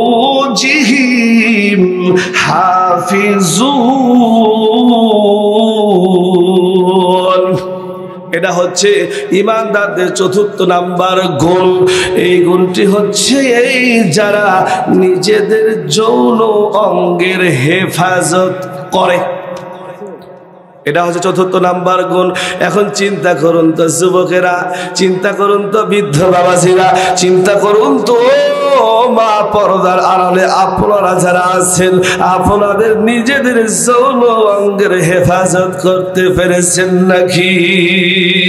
কেউই পারেননি, আবার কেউ পেরেছেন।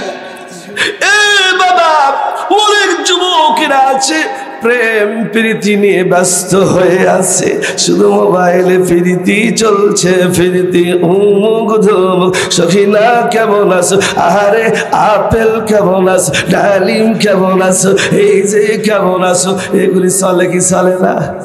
কথা বলেন, মোবাইলে চলে না? এ বাবা, তুমি কেমন হয়েছো? তোমার সন্তানের হাতে মোবাইল দিলা, তুমি কি একটিবারের জন্য খোঁজ খবর নিলা যে মোবাইলটা সন্তানকে 20,000 30,000 টাকা দিয়ে কিনে দিয়েছো, ওই মোবাইলটা দিয়ে সন্তান করে কি? এই খোঁজ খবর কি তুমি একবারের জন্য নিয়েছো? এই মোবাইল নিয়ে রাতের পর রাত জেগে জেগে সন্তানদের দিকে তাকানো যায় না। আমি একজনকে ডাক দেয়া বলতেছি, ভাই কি খবর, তোমার চোখ মুখ কেন শুকিয়ে গেছে, ভালো মন্দ কি কিছু খাও না? বলতেছে হুজুর ভালো মন্দ খাই কিন্তু রাত্রি বেলায় ঘুম হয় না। আমি বলছি কেন? বলছে ঘুম হয় না এই কারণে আমার উমুক আছে। বুঝতে পেরেছেন তো? উমুক আছে। কি আছে? বলছে প্রেম করতেছি আমি। বলছে সারা রাত প্রেম কইরা কইরা তোমার মুখ চোখ শুকাইছো, আর আমি মনে করেছি তোমার আব্বা তোমার খেতেই দেয় না। বলতেছে না, প্রেম কইরা। রে বাবা, এইরকম ভাবে সন্তানদেরকে মোবাইল দিয়া সন্তানদেরকে আপনি নষ্ট করে দিলেন। নামাজ পড়ে না, রোজা রাখে না, মানুষের সঙ্গে ভালো কথা বলে না, সদাচরণ করে না, সন্তানগুলি নষ্ট হয়ে গেছে। আপনাদেরকে বলতে চাই একটা কথা বাবা শুনে নেন। আজকে সন্তান নামাজ পড়লো না, আপনি তাকে বললেন না কেন নামাজ পড়লে না। আজকে সন্তান ভালো কাজ করলো না, আপনি তাকে ভালো কাজের আদেশ করলেন না। এরে বাবা, কিয়ামতের দিন হাসরের ময়দানে ওই সন্তানগুলি আপনার আমার বিরুদ্ধে চলে যাবে। সেই দিন কিন্তু কি হবে উপায় আপনার আমার একটু চিন্তা ভাবনা করে দেখেন। এরে বাবা, কিয়ামতের দিন আপনি আমি ভালো আমল করবার কারণে আল্লাহ পাক আব্বাদেরকে, পিতাদেরকে, মাতাদেরকে জান্নাতের দিকে দিবে, আর সন্তানরা খারাপ কাজ করবার জন্য আল্লাহ রাব্বুল আলামিন তাদেরকে জাহান্নামের দিকে দিবে। সন্তানরা ডাক দিয়ে বলবেন, প্রভু আমার আব্বা আম্মারে জান্নাত দিলেন, আমারে কেন জাহান্নাম দিলেন? আল্লাহ রাব্বুল আলামিন বলবেন, তোমার আব্বা আম্মা দুনিয়াতে ভালো আমল করেছে। সন্তানগুলি ওই সময় আপনার আমার বিরুদ্ধে চলে গিয়া বলবেন, আপনার কাছে আরজি করলাম, আব্বা আম্মা দুনিয়াতে কোনদিন আমাদেরকে নামাজের কথা বলে নাই, কোনদিন শাসন করে নাই, কোনদিন আমার আব্বা আম্মা আমারে কখনো একটি বারের জন্য মারে নাই। রে মহাদেবপুরবাসী, ওই সন্তানগুলি কিন্তু আপনার আমার জন্য, আপনার আমার বিরুদ্ধে আল্লাহ পাকের কাছে আরজি জানাবে। আল্লাহ রাব্বুল আলামিন বলবেন, ওই আব্বা আম্মা পৃথিবীতে সন্তানদেরকে শাসন না করবার কারণে আল্লাহ রাব্বুল আলামিন বলবেন, ওয়াকালাল্লাযীনা কাফারু রব্বানা আরিনাল্লাযীনা আদাল্লানা মিনাল জিন্নি ওয়াল ইনসি নাজআলহুমা তাহতা আকদামিনা লিয়াকুনান্না মিনাল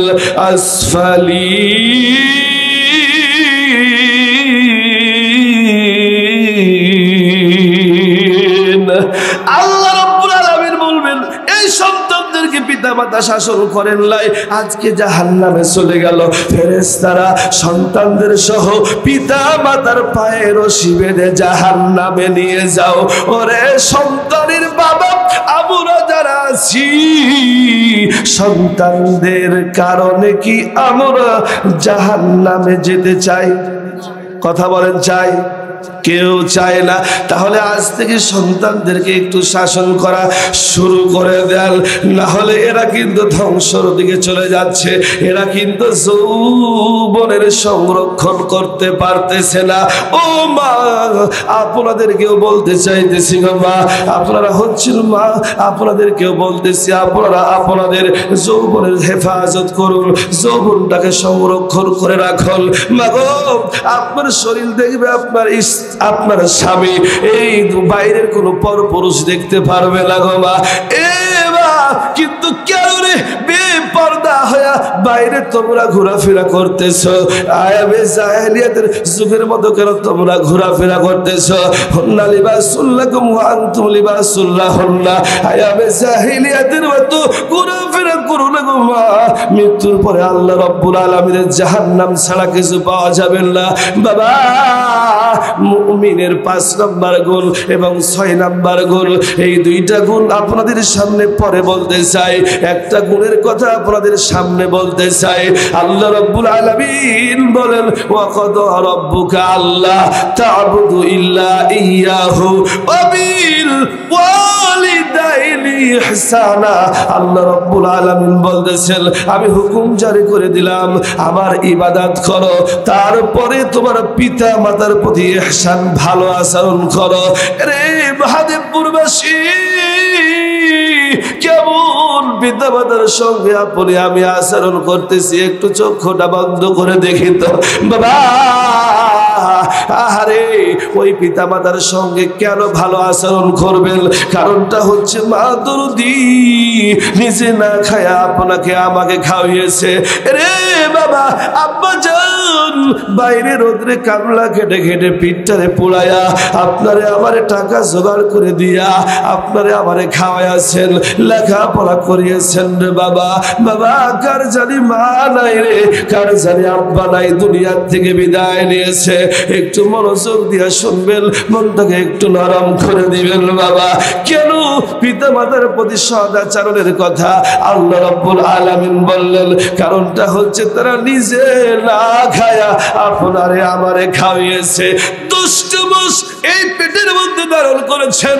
আল্লাহ অন্যত্রে বলতেছেন ওয়াসাইনাল ইনসানা বিওয়ালিদাইহি ইহসানা হামালাতুহু উম্মুহু কুরহা ওয়া ওয়াদাআতুহু কুরহা ওয়া হামলুহু ওয়া ফিসালুহু 30 শাহরা। আল্লাহ বলেন 10টা মাস তোমার মা পেটে ধারণ করেছে, প্রসব যন্ত্রণা সহ্য করেছে।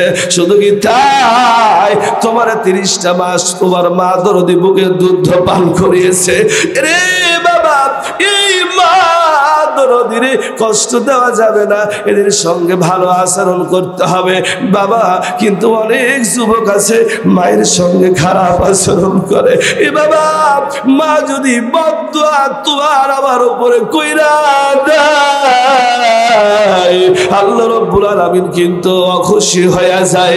আর মা যদি আপনার আমার উপর দোয়া কইরা দেয়, আল্লাহ রাব্বুল আলামিন কিন্তু খুশি হয়ে যায়। বিশ্বাস কি আপনাদের হয় না? মুসা পয়গম্বর ডাক দিয়া বলতেছেন আল্লাহকে, প্রভু গো একটু বলুন তো, আমি মুসার সঙ্গে আমার সঙ্গে জান্নাতি কে হবে? আল্লাহ রাব্বুল আলামিন বলতেছেন মুসা তোমার সঙ্গে জান্নাতি হবে একজন কসাই। আহারে মুসা ডাক দিয়া বলতেছেন কেমন হলো? আমি একজন পয়গম্বর কিন্তু আমার সঙ্গে জান্নাতি হবে কসাই। কেন গো? আল্লাহ রাব্বুল আলামিন ডাক দিয়া বলতেছেন মুসা, মুসা কেন ওই কসাই তোমার সঙ্গে জান্নাতি হবে জানতে চাও? বলতেছে হ্যাঁ, অমুক বাজারে চলে যাও, কসাই আছে। মুসা চলে গেলেন। আরে দূর থেকে দেখতেছেন কসাই সততার সঙ্গে ব্যবসা করতেছে। ব্যবসা শেষ করিয়া একটু গোস্তের টুপলা লইয়া পোটলা লইয়া আহারে সমস্ত কাজকর্ম শেষ করিয়া ওই গোস্তের পোটলা লইয়া বাড়িতে দৌড়াইয়া আসিয়া দরজা খুলিয়া দেখতেছেন মা দরদি বিছানায় শুয়ে আছে। বাবারে, ওই মা দরদিরে সুন্দর করিয়া ওই কসাই মা দরদির সামনে দাঁড়ায়া দেখতেছেন মায়ের কাপড় চোপড় একটু নষ্ট হয়ে গেছে। মা না খেয়ে কসাই ডাক দিয়ে বলতেছেন মা আপনি না খেয়ে আছেন গো মা। মারে সুন্দর করে পরিষ্কার পরিচ্ছন্ন করে দিয়া ডাক দিয়ে বলতেছেন মা আপনি থাকুন গো মা, আপনি নামাজ আদায় করুন। আহারে আমি আপনার জন্য রান্না করি। মা দরদি যাই নামাজে দাঁড়ায়া নামাজ শেষ করিয়া দুইটা হাত উঠায়া আল্লাহ রাব্বুল আলামিন ডাক দিয়া বলতেছেন প্রভু আমার এই সন্তানটি আমি মায়ের সেবা যত্ন করতেছে, আমার জন্য পাগল পারা হয়ে গেছে। আমি দোয়া করি আমার এই সন্তানটির এই জামানার পয়গম্বরের সঙ্গে জান্নাতি বানায়। রে বাবা, মুসার আর বুঝতে দেরি হলো না। মা দোয়া করে দিয়েছেন। এই জন্যই আল্লাহ কবুল করেছে, আমার সঙ্গে কসাই জান্নাতে যাবে। মহাদেবপুরবাসী এই জন্য বলতে চাই, যার মা আছে কষ্ট দিও না। বাবারে, কারা জানি মা দুনিয়ার থেকে বিদায় নিয়ে চলে গেছে ওই অন্ধকার কবরে রে মা দরদি শুয়ে আছে রে বাবা। জানি না ওই কবরে মা দরদি আরামে আছেন, জান্নাতের স্বাদ আস্বাদন করতেছেন না জাহান্নামের ভয়ঙ্কর শাস্তি উপভোগ করতেছে, আমরা কেউ জানি না। এই জন্য আপনাদের সামনে বলতে চাই রে বাবা, একটি কথা আপনাদের সামনে বলতে চাই। এ বাবা, ওই মা দরদির নেককার সন্তান কারা আছেন গো? ওই কবরে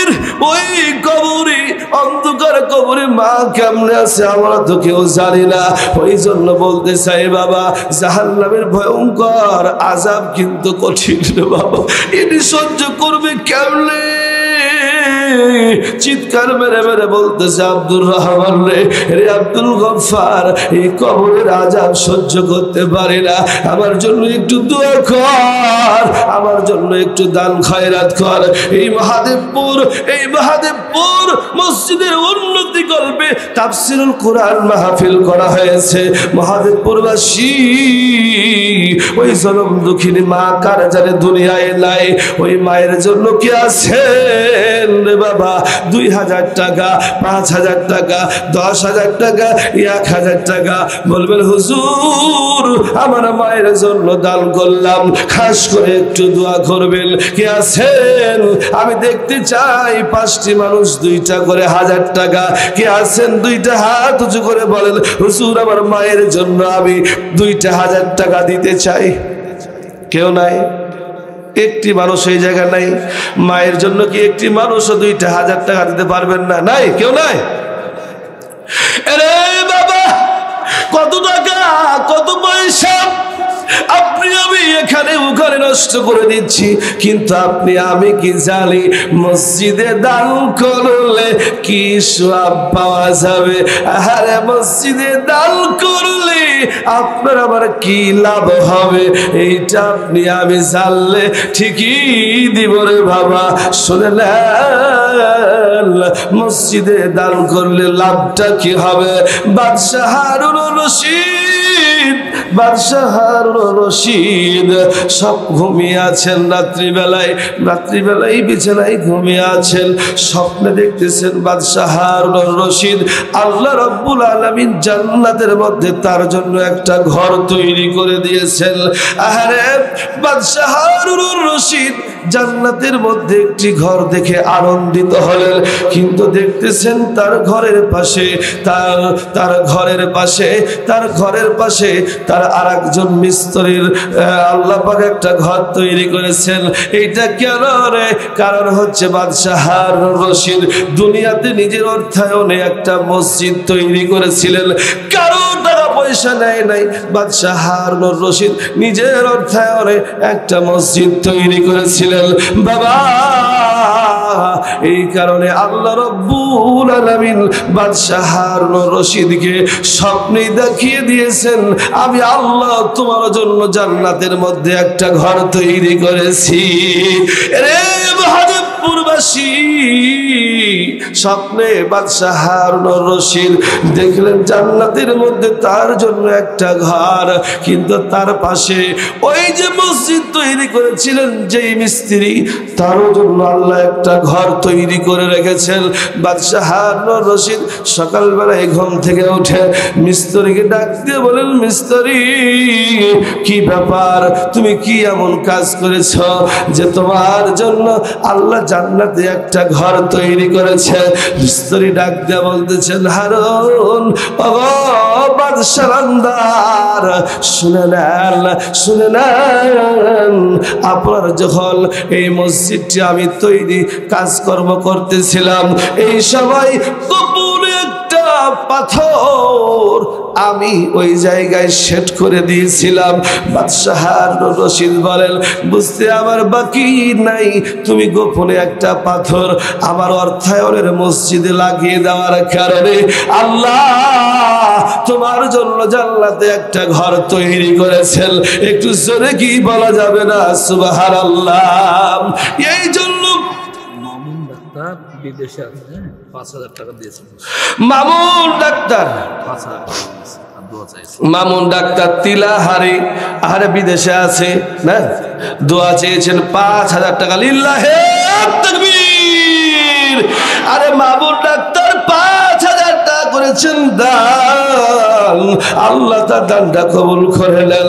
দূর বিদেশে রয়েছে রব্বি কারিম, আল্লাহ গো আল্লাহ আপদ বিপদগুলি দূরীভূত করে দেন, তার দানটা কবুল করিয়া জান্নাতের মধ্যে একটা ঘর তৈরি করে দেন। বলি আমিন আমিন আমিন আল্লাহ আমিন।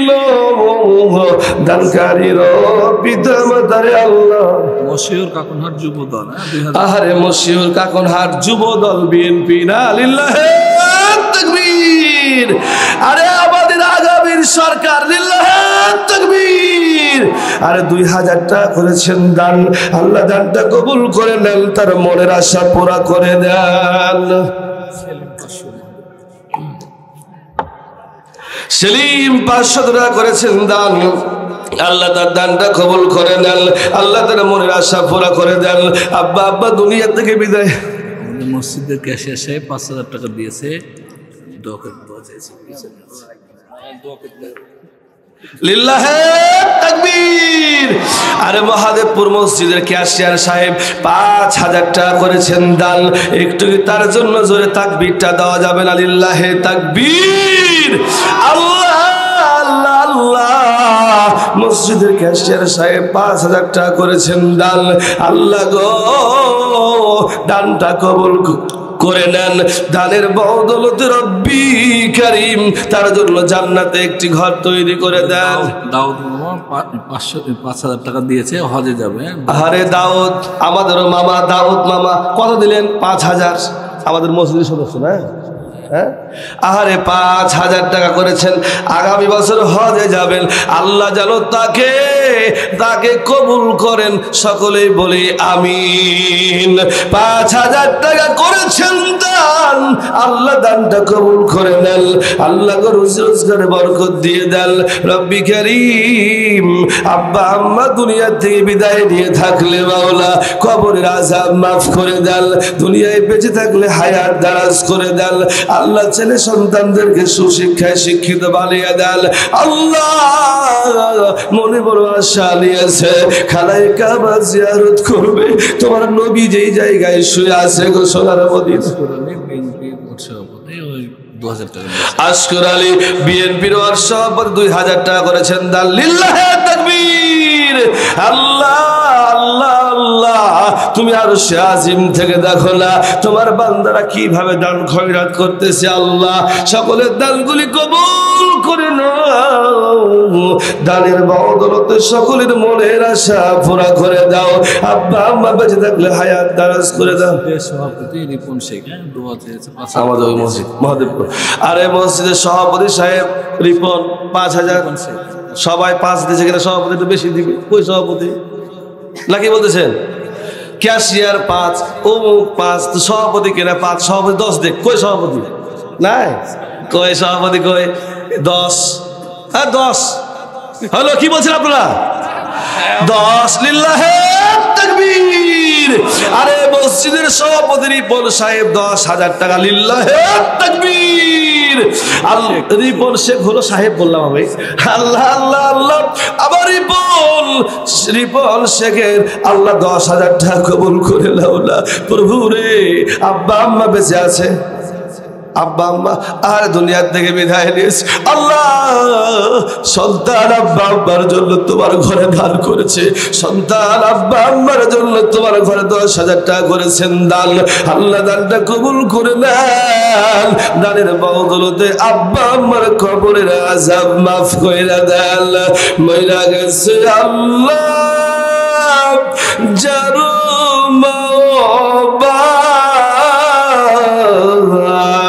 মাফ করিয়া দেন না গো আল্লাহ কবরের আযাব। মইরা গেছে আল্লাহ।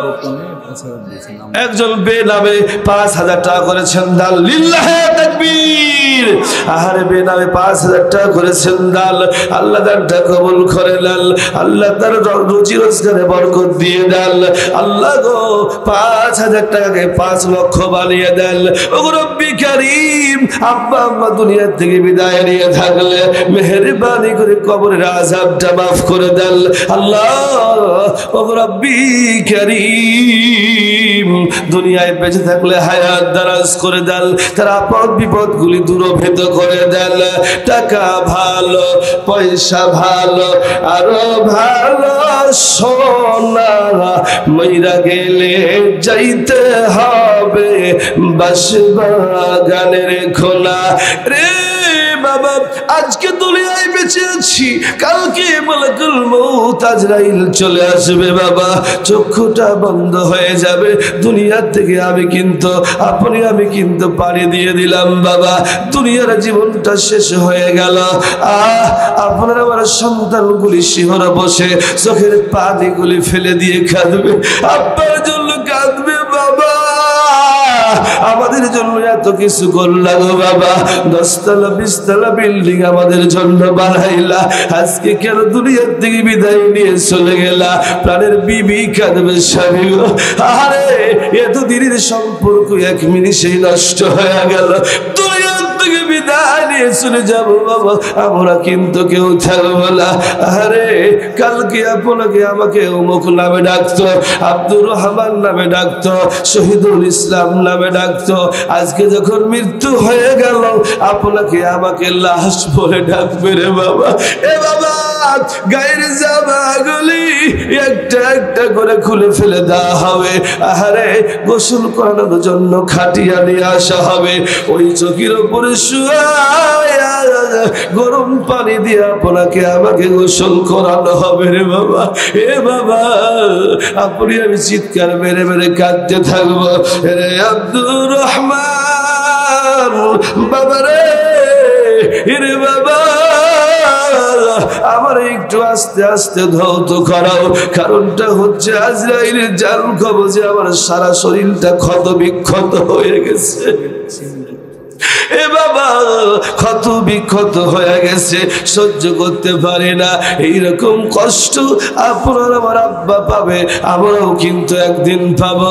কে আছেন রে বাবা বলবেন হুজুর দুনিয়ায় হয়তো বেশি দিন বাঁচবো না, নিজের দানটা নিজেই করে যায়, কে আছেন 1 বস্তা 10 বস্তা 5 বস্তা সিমেন্ট দান করবেন বাবা, কে আছেন 1 মণ ধান, কে আছেন 8 মণ 2 মণ ধান, যে যা পারবেন মেহেরবানি করে দিয়ে জানলে বাবা। এ বাবা কেন গো আপনি আমি চিন্তা, কেন গো আপনি আমি চিন্তা করতেছি, আজকে হয়তো টাকা পয়সা দিলে কমে যাবে এইরকম চিন্তা ফিকির, এইরকম চিন্তা ভাবনা ভেতরে, কিন্তু জানো মৃত্যু হয়ে গেলে আপনার আমার সঙ্গে কিছুই যাবে না, শুধু খালি হাতে আপনাকে আমাকে চলে যেতে হবে, শুধু 3 টুকরো কাপড়ের কাপড় লইয়া চলে যেতে হবে। মা গো ও মা, ছোটবেলায় আব্বা আমার বাড়ির থেকে স্বামীর হাত ধইরা স্বামীর ঘরে আসছো গো মা, কার জানি বালাই রে মা, কার জানি আব্বা দুনিয়ায় নাই, হয়তো আবার ও মা আপনি আমি যখন আব্বা আমার বাড়িতে যাবো মা, যাওয়ার পরে যেই ঘরে আব্বা থাকতো, যেই ঘরে মা দরদি শুয়ে থাকতো, ওই ঘরের দিকে তাকায়া দেখেন মা নাই, ওই ঘরের মধ্যে আব্বা জান কার জানি নাই গো মা। মা গো আপনাদেরকে বলতেছি গো মা, আপনাদের কাছেও চাদর চলে যাচ্ছে, যে যা পারবেন আব্বার জন্য আম্মার জন্য দাদার জন্য দাদির জন্য দান করবেন গো মা, নিজেদের জন্য দান করবেন। কে আছেন মা বেশি বেশি করে একটু দান খয়রাত গুলি করুন, দান করবেন যখন। আনসার আলী এখানে আনসার আলী সাপুরিয়া থাকে এখানে, 200 টাকা আল্লাহ পাকের ঘরে করেছেন দান, জোরে বলি লিল্লাহে তাকবীর। আরে 200 টাকা করেছেন দান, ও মা আপনাদের কাছে কিন্তু এই মুহূর্তে চাদর চলে যাবে, যে যা পারবেন মেহেরবানি করে দানগুলি করবেন গো মা। রে বাবা আপনাকে আমাকে গোসল করায়া কাফন পরায়া খাটলিতে শুয়ায়া 4 জন মিলে যখন আপনার আবার খাটলিটা ধরবার জন্য প্রস্তুতি নিবে রে। আসসালামু আলাইকুম। ওয়ালাইকুম আসসালাম। আমার নাম আব্দুল খালেক, আমি 85 টাকা দিন আর মার নামে 100 টাকা আমি পরে দিব, আর এখন 200 টাকা দিন ভাই, 15 টাকা কম 200 টাকা দেওয়া হলো, দোয়া করে দিবেন। আরে 15 টাকা কম 200, 100 টাকা বাকি। 100 বাকি আমি করে দিব। দেখেন আপনি তো আমার নামে দোয়া করবেন, আমার মা 100 কেন, আপনি 1 টাকা দিলেও আমরা খুশি, নাকি বলতেছেন? কারণ আমাদের সকলের কাছ থেকে নিয়ে চলে একজন অন্ধ মানুষ, তাকিয়ে দেখেন মায়ের জন্য 100, নিজের জন্য দিয়েছেন 185। লিল্লাহে তাকবীর। আল্লাহ আব্দুল খালেকের দানটা কবুল করে নাও না আল্লাহ। তার আম্মার কবরটাকে জান্নাতের বাগিচা বানিয়ে দাও রব্বি কারীম। আব্দুল খালেককেও তুমি কবুল করে নাও, তার জন্য জান্নাতের মধ্যে একটা বালাখানা তৈরি করে দাও বলি আমিন আমিন আমিন আল্লাহ আমিন। রোজ হাসরে আব্দুল খালেককে করিও জামিন। মইরা গেছে আল্লাহ জারু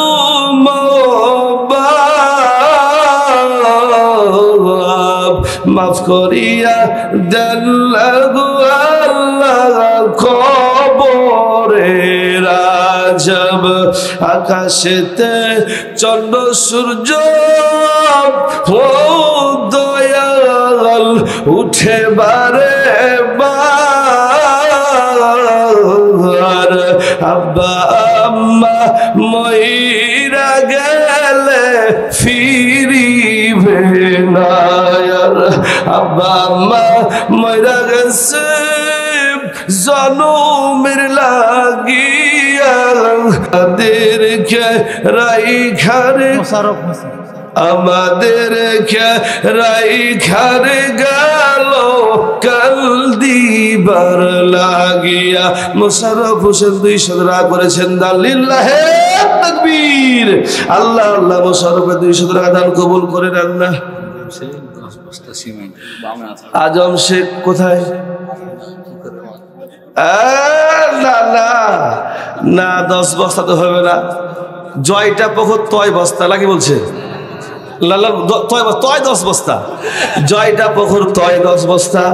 না না 10-এ হবে না, আপনি 25টা করে দেন। যে 12,500 টাকা নাকি বলতেছেন? 15 তো চাইনি, সভাপতি দিয়েছে 10 আর আপনি 12.5।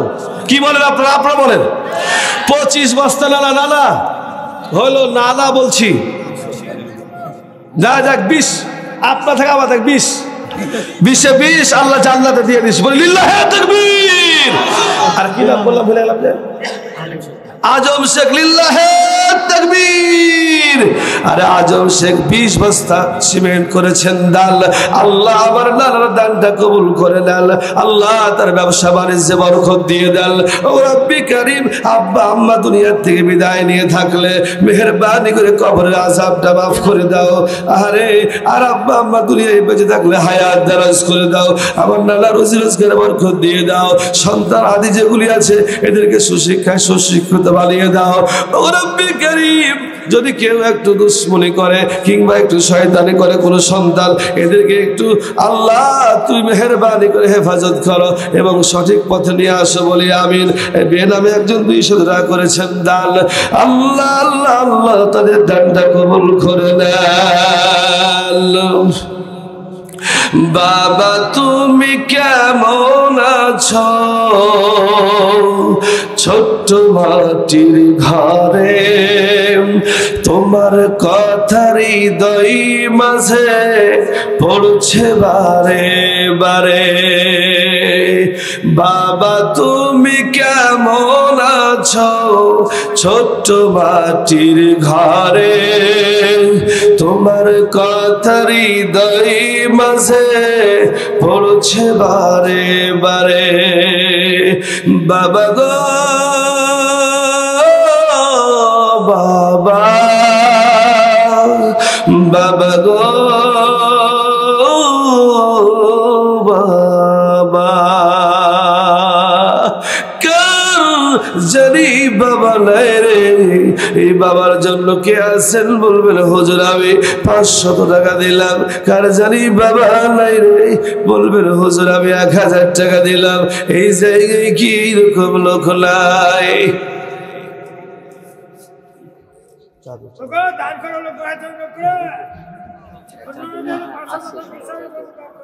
রে মহাদেবপুরবাসী, আপনার আমার কাফন পরাইয়া খাটলির উপর রাখিয়া আপনার আমার কলিজার টুকরো সন্তান গোলা আরে 4টা আরে খাটলির 4 কোণায় 4 জন মিলে দাঁড়ায়া কাঁধের উপরে উঠায়া কবর বাড়ির দিকে আপনাকে আমাকে কিন্তু একদিন নিয়ে চলে যাওয়া হবে বাবা।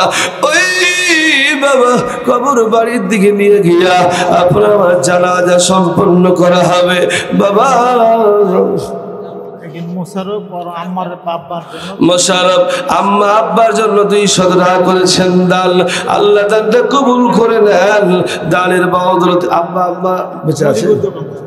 মজিবুর দোকানদার আরে 500 টাকা করেছেন দান, আল্লাহ দানটা কবুল করে নেন। আব্বা আম্মা দুনিয়া থেকে বিদায় নিয়ে থাকলে কবরের আযাব মাফ করে দেন। ওরে আল্লাহ আব্বা আম্মা যদি দুনিয়ায় বেঁচে থাকে হায়াত দারাজ করে দেন। কিরে বাবা এখনো কি আপনারা বসে থাকবেন?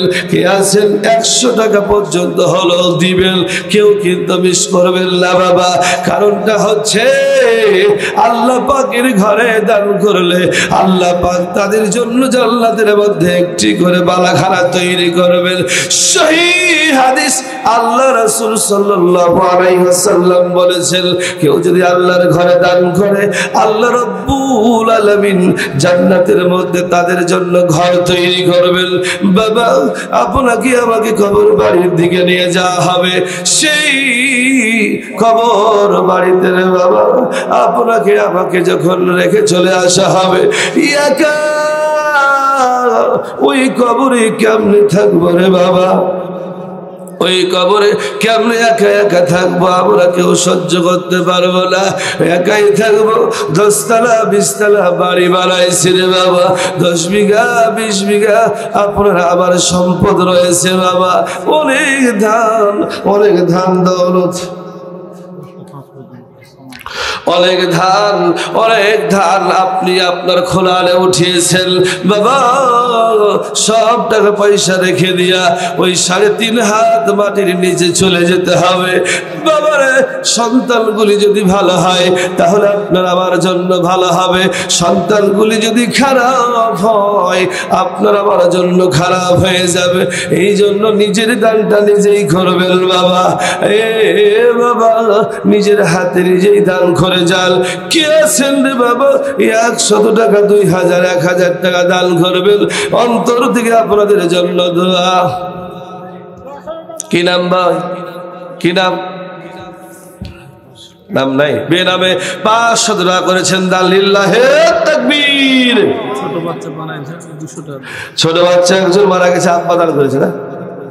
চাচা দান করেছে। মমিনুল ইসলাম বাবা মমিনুল ইসলাম মমিনুল তো বললাম, মমিনুল ইসলাম 500 টাকা দান করেছে। লিল্লাহে তাকবীর। আর আব্বা আম্মার জন্য দোয়া চেয়েছেন, মারা গেছে আব্বা আম্মার জন্য দোয়া চেয়েছেন। আল্লাহ জানি না আব্বা আম্মা অসুস্থ হয়ে থাকলে সুস্থ দান করে দেন ও রব্বি কারীম। আব্বা আম্মা যদি ঋণগ্রস্ত থাকে ঋণ পরিশোধ করবার তৌফিক দেন, বিপদে থাকলে বিপদ বালা মুসিবত গুলি দূরভেদ করে দেন আল্লাহ ও রব্বি কারীম। ওই আব্বা আম্মার বিপদ গুলি দূরভেদ করে দাও। টাকা ভালো, পয়সা ভালো, আরো ভালো সোনা মইরা গেলে যাইতে হবে বাস বাগানের খোনা। মুসলিম 1 বস্তা সিমেন্ট। লিল্লাহে তাকবীর। মোবাইল টিপাটিপি করছেন কিনা রে ভাই? হায় হায়, বুঝেছি আপনাদের একটু মজাতে হবে, আমি কিন্তু পারি না। এরপরও দেখতেছি ভাই আমার লিখে দিয়েছে একটু জিকির করতে হবে। জিকির কি করতে পারবো ভাই? বলে ওই যে পাবনা গেলাম, পাবনা ওয়াজ মাহফিলে গিয়েছি, আমি বলতেছি লা ইলাহা ইল্লাল্লাহ একটা জোরে জোরে পড়েন। বলছে হুজুর এই জিকিরে কাম হবে না। বুলবুল বুলু 300 টাকা করেছেন দান। লিল্লাহে তাকবীর। এই দানটা খুব কম আসতেছে মহাদেবপুরে, কেন জানি বুঝতেছি না। আপনারা খুব কৃপণ নাকি গো ভাই? আগে লিয়েছে ও, তাইলে কি আমার গলা ফাটিয়ে এখন লাভ আছে? আগেই তো সব সাইডে দিয়েছিলাম। আমি তো বুঝতে পারছি না কিরে কাম সাম হচ্ছে লাগেছিল লাগে, এই জন্যই তো হয়েছে না। 300 টাকা করেছেন দান। সাহেব 5 বস্তা সিমেন্ট। এই যে জালসার সভাপতি সাহেব 5 বস্তা সিমেন্ট, লিল্লাহে তাকবীর। এই জালসার সভাপতি সাহেবের জন্য একটু দোয়া করা যাবে না? আল্লাহ পাক তার হায়াত যেন বাড়িয়ে দেন, সকলে বলি আমিন। যাতে করে 5 ওয়াক্ত নামাজ নিয়মিত হয়ে পড়তে পারে, সকলে বলি আমিন। তার রুজি রোজগারে আল্লাহ পাক যাতে করে বরকত দান করেন, সকলে বলি আমিন। এই যুবক ভাই, তোমাদেরকে বলি, বৃদ্ধ বাবাজিরা মাইন্ড করবেন না। বলতেছিলাম পাবনা গেলাম, তো পাবনা যাওয়ার পরে আমি সবাইকে বলতেছি একটু জিকির করেন, তো করেন লা ইলাহা, একটু জোরে। এই যে এই জায়গাতে জিকিরটা একটু জোরে হচ্ছে, থামেন থামেন, এই জিকির জোরে হচ্ছে। আমি পাবনাতে বলতেছি একটু জোরে জিকির করেন, বলছে হুজুর এই জিকিরে কাজ হবে না। আমি যে কোন জিকির করা লাগবে, বলছে অন্য জিকির করেন। আমি যে কোথায় পাবো অন্য জিকির, বলছে 8 রশিদ জিকির করেন। আমি যে 8 রশিদ জিকির আমার কোথায় পাবো রে বাবা? বলছে ওই জিকির না করা পর্যন্ত আমার ঝুল আসবে না। আচ্ছা দেখি পারি কিনা একটু। কেমনে বলেছিলাম আপনাদের সামনে বলতে চাই, বিয়াদবি নেবেন না, বলবো? যদি বলেন তাহলে বলি, মুরব্বীরা বলেন, না হলে পরে বলবো যে কেমন চাংলা আইলো এসে খালি জিকির করে চলে গেল। বলবো, একটু বলবো। আমি বলছি আল্লাহ তোমার লীলা খেলা কেউ বুঝে কেউ বুঝে না, কাউকে রাখো গাছতলাতে কাউকে রাখো বালখানায়। আল্লাহ তোমার লীলা খেলা কেউ বুঝে কেউ বুঝে না। আল্লাহ আল্লাহ আল্লাহ আল্লাহ, বলেন বলেন বলেন আল্লাহ। এটা কি খারাপ জিকির হচ্ছে? বলেন, শরীয়তের মধ্যে আছে, ঠিক কিনা বলেন? কিন্তু ঝুল আসতেছে তো, ওই জন্য বলছে হুজুর একটু ঝুল, বলে তাল যাতে আসবে ওই জিকির করেন। তা আমি বলছি ভাইরে পারি, একটু আল্লাহ আল্লাহ করতে পারবো না আমরা সকলে? আল্লাহ তোমার লীলা খেলা কেউ বুঝে কেউ বুঝে না, কাউকে রাখো গাছতলাতে কাউকে রাখো বালখানায়। আল্লাহ তোমার লীলা খেলা কেউ বুঝে কেউ বুঝে না। আল্লাহ আল্লাহ আল্লাহ আল্লাহ। আল্লাহ জিকিরটা ভালো, কিন্তু পিছন দিতে হবে হো ও হো ও। আজ ব্যাপার সবার কি মনে হচ্ছে আমার পিঠ মিট সব ভেঙে ফেলে দিবে, মানে ঝুল শুরু হয়ে গেছে পিছন দিকে। হাই হাই, এটা তো করা যাবে না, না থামা যাবে না, বলতে হবে, বলেন। বেকায়দাতে পড়ে গেলাম। ইব্রাহিম তোমার নবী ছিল, নমরুদের আগুনের ফেললো। ইব্রাহিম তোমার নবী ছিল, নমরুদের আগুনের ফেললো। আগুন হইল ফুল বাগিচা, আগুন হইল ফুল বাগিচা, পশম কালে পুরলো না। আল্লাহ তোমার লীলা খেলা কেউ বুঝে কেউ বুঝে না। আল্লাহ আল্লাহ আল্লাহ আল্লাহ। কি আবার বলছেন না যে আপনারা বলেন আল্লাহ আল্লাহ আল্লাহ আল্লাহ। না বাবা রে, ঝুল আসতেছে না, বলা যাবে না। মানে এইরকম ভাবে যখন ঝুল দিলাম তখন দেখছি যে চাঙ্গা হয়ে গেছে পাবনার লোক। তারা বলছে ও এইরকম জিকির চায় ওরা, কিন্তু আমরা তো এই জায়গাতে এগুলিকে পছন্দ করি না, নাকি বলতেছে? এগুলি কি পছন্দ করি আমরা? আমরা শরীয়তে যেইটা ভালো হবে আমরা সেইটাকেই বেশি পছন্দ করি। আল্লাহ পাক আমাদের সবাইকে কোরআন এবং হাদিস অনুযায়ী হায়াতের জিন্দেগিতে যেন চলবার তৌফিক দান করেন, সকলে বলে আল্লাহুম্মা আমিন। আর একজন 100 টাকা দান করেছেন, আফজাল ভাই মেডিকেলে ভর্তি আছেন, 100 টাকা দান করেছেন। আল্লাহ যেন তাকে সুস্থ দান করেন, সকলে বলে আল্লাহুম্মা আমিন। সম্মানিত সুধী, আমার সভাপতি সাহেব আমার পিতৃতুল্য, মানে আমার বাপ বয়সী, এবং এই যে বিএনপির সমস্ত নেতাকর্মী যারা আছেন, আমার এই যে বাজার, এরা সবাই আছেন। আমরা তো একই পথের পথিক নাকি বলতেছেন, কিন্তু যখন আমি ওয়াজটা শুরু করেছি ওই সময়তে একটু কষ্ট আমি পেয়েছি, হয়তো আমার বাজানরাও কষ্ট পেয়েছে নাকি। তবে সবার কাছে ক্ষমা চেয়ে নিচ্ছি, ইনশাআল্লাহ ক্ষমা করবেন, আমার ভুল হয়ে গেল। আমি অনেক কথাই আপনাদের সামনে বললাম, আমার কথার মধ্যে যদি কোনো কষ্ট পেয়ে থাকেন নিজ গুণে মেহেরবানি করে ক্ষমা করে দিবেন।